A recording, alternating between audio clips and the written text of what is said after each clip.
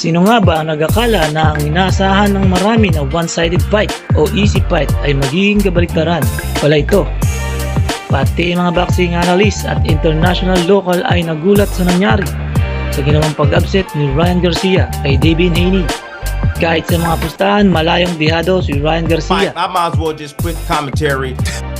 So after the fight, naisahan ako at marami ni Ryan Garcia. No? He pranked us all.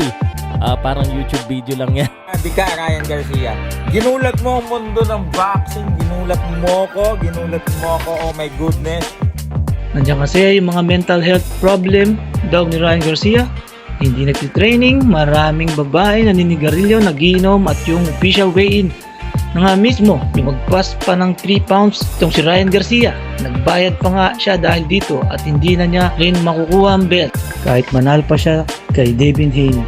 Siguro dahil dito ay mas lalong nawala ng gana o interes ang mga fans panoorin ng laban. Kaya araw na ng laban, marami pa rin daw ang hindi nabiling ticket kasi parang alam na kasi ang mangyayari. Pero baliktad po ang nangyari. Iba sa inaasahan. Panalo si Ryan Garcia by a majority decision at 3 times pang pinabagsak si Devin Haney.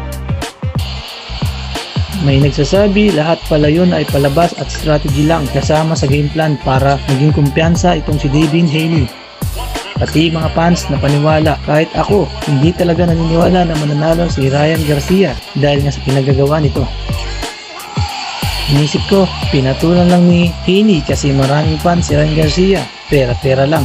May nagsasabing palubog na rin daw ang karir ni Ryan Garcia bago ang laban, pero ngayon kabaliktaran na. Mainit na siya sa mga mata ng mga kampyon ngayon at tinahamon siya. Andyan si WBC lightweight champ Shakur Stevenson na bumati pa sa panalo pero naghahamon sa kanya.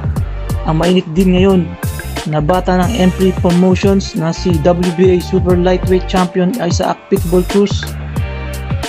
Pwede rin humingi na siya ng rematch kay Tank Davis o rematch agad kay Devin Haney. Posible rin na umakyat na siya ng timbang sa 147 at labanan si current IBF welterweight champion Jaron Boots Ennis at unified welterweight champ Sebastian Fundora. Sa ngayon, mainit at kaabang-abang na ulit si Ryan Garcia kung ano ang kanyang mga gagawin at sino ang susunod niyang makakalaban. Pero kahit nanalo si Ryan Garcia kay Devin Haney, may advantage pa rin talaga si Ryan Garcia kay Devin Haney dahil lumaban si Ryan Garcia kung saan ito nasa komportable niyang timbang habang si Haney ay lumaban at kinuha pa rin ito ang tamang timbang na 140 pounds limit sa lightweight division. Pero sadyang impressive lang talaga ang pagkapanalo ni Ryan Garcia kay Devin Haney. Ito na rin siguro ang isang epekto ng pagsama ni Ryan Garcia kay Floyd Mayweather bago pa ang laban nito kay Haney. More focused.